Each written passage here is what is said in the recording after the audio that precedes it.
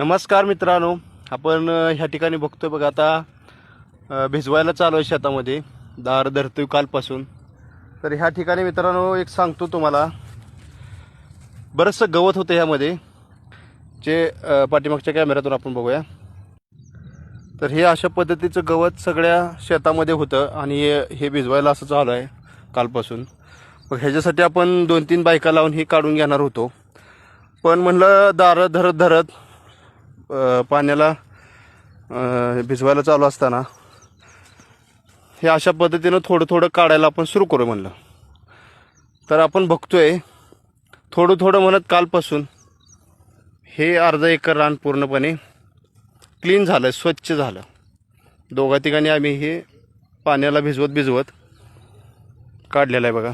तर आपल्यामध्ये जर सांगायचा उद्देश हाच आहे की जिद्द, चिकाटी आणि सचोटी असेल तर कुठलंच काम अशक्य नाही आणि काम झालेलं कळत नाही आणि त्या कामाचं वजं वाटत नाही. तर मित्रांनो, कुठलंही काम करताना मनापासून करा.